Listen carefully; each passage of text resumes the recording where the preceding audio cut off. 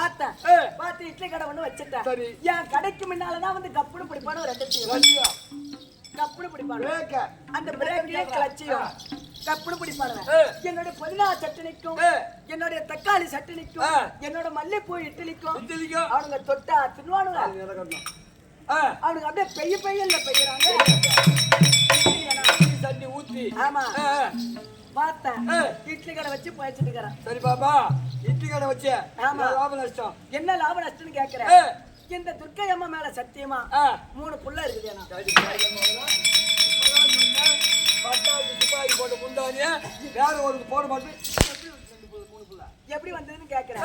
ஏன்னா பட்டாத்து சிப்பாய்க்கு போட்ட முந்தானிய துவைச்சி அயன் பண்ணி கம்போர்ட் போட்டு பீரோல வை. கைத கம்போர்ட் போட்டா துவைப்பாங்க. நீ துவைச்சி அயன் பண்ணி கம்போர்ட் போட்டுச்சா? இது நைட். ஏன்னா அதனால ஏன்னா உள்ள குழகுழன்னு செத்த விசிறி விட எவ்வளவு படி பக்கு உள்ள வந்து நட்டு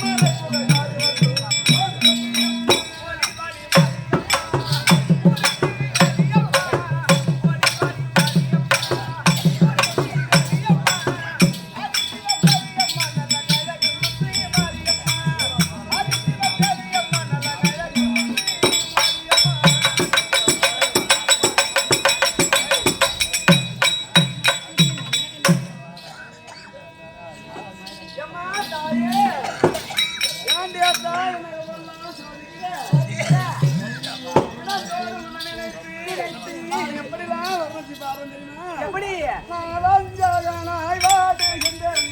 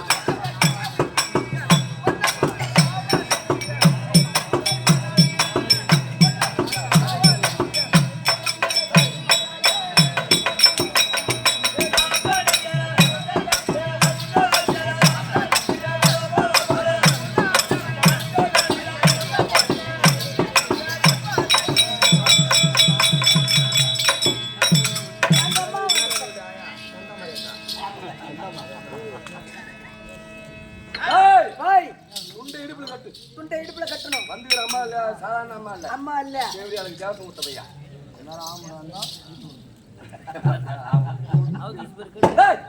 இடுப்புல கட்டுறா. அப்புறம் இடுப்புல தானே இருந்துச்சு.